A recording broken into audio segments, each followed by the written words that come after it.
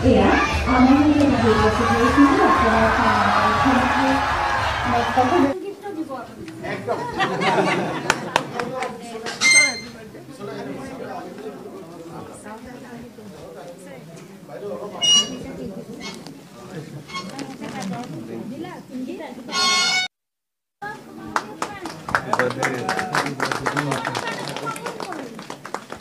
Happy birthday, sir.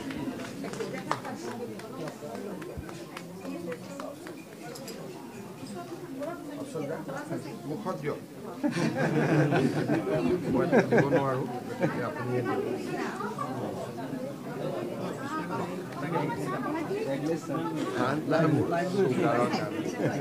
সকলোকে মই দিছিলোঁ অলপমান সকলোটোৰ পৰা যাছে thank you Thank you, sir. So, building to position to ki hobo? Building to outdoor to. Itu sir, our itu academic block to 90% complete hoise sir. Itu amar hoto 2-3 mahot ami hoi jabe sir. Potentially. Aru iade OPD block sir ei floor to hoise sir etia. Ala samoy lagibo aru. गोटेखिनि आमार हेरिर आगे आगे हो जाबो ना sir जुलाई अगस्त में कर देगा sir जुलाई अगस्त कर देगा ना माने देखिए हम एनएमसी जाएगा फिर गड़बड़ी नहीं होना चाहिए एकदम सर प्रॉमिस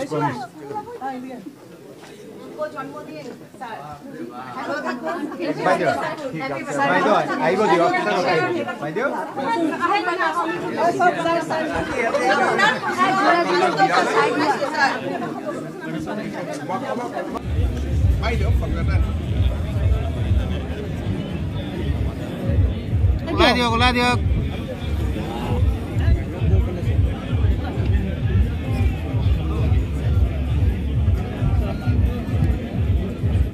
আজি মৰিগাঁও জিলাৰ বাবে এটা অতি গুৰুত্বপূৰ্ণ দিন জাগিৰোড আৰু মৰিগাঁওক সংযোজিত কৰি নিৰ্মীয়মান জাগি ভকত গাঁৱৰ যিখন দলং তাক আজি আমি সম্পূৰ্ণ কৰিব পাৰিলোঁ আৰু মৰিগাঁও জিলাবাসী ৰাইজৰ বাবে আজি আমি উৎসৰ্গা কৰিলোঁ এই দলংখন নিৰ্মাণত ৭৩ কোটি টকা ব্যয় কৰা হৈছিল আৰু এই দলংখনে মৰিগাঁও আৰু জাগিৰোডৰ মাজত যি সংযোগ ব্যৱস্থা তাক বহুগুণে বৃদ্ধি কৰিব সমান্তৰালভাৱে জাগিৰোডৰ পৰা লাহৰীঘাট হৈ ৰৌতাৰে ওদালগুৰি আৰু ৰৌতাৰে ভূটানৰ লগত জাগিৰোডক সংযোজিত কৰা এক আঁচনিৰো আমি কাম কৰি আছোঁ আৰু সেই আঁচনিৰ অংশ হিচাপে মৰিগাঁও আৰু দৰঙক সংযোজিত কৰি ব্ৰহ্মপুত্ৰৰ ওপৰত নতুন দলং এখন নিৰ্মাণৰ ঘোষণা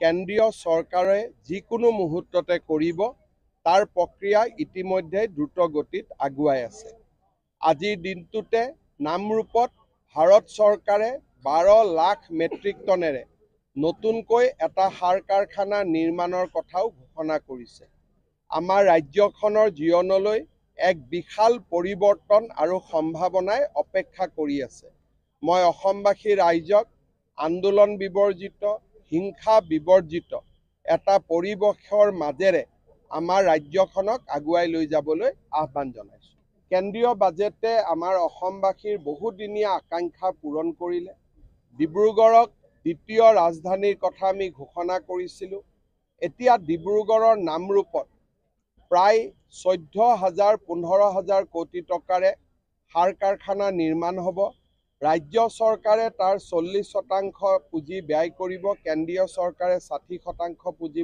ব্যয় কৰিব সেমি কণ্ডাক্টৰৰ পিছত ফাৰ্টিলাইজাৰ এডভান্টেজ আসাম 2.0 প্ৰাক মুহূৰ্তত আমি সম্ভাৱনাৰ নতুন দুৱাৰ এখন মুকলি কৰিব পাৰিছোঁ আয়কৰৰ সীমা 12 লাখ টকালৈ বৃদ্ধি কৰি প্ৰধানমন্ত্ৰী নৰেন্দ্ৰ মোদী আৰু বিত্তমন্ত্ৰী নিৰ্মলা সীতাৰমণে মধ্যবিত্ত ৰাইজক লৈ এক অজস্ৰ সকাহ কঢ়িয়াই আনিলে। মই প্ৰধানমন্ত্ৰী ডাঙৰীয়া আৰু বিত্তমন্ত্ৰী ডাঙৰীয়াক এই যি মধ্যবিত্ত ৰাইজক সকাহ দিলে তাৰ বাবে তেখেতসকলক মই কৃতজ্ঞতা জনাইছোঁ।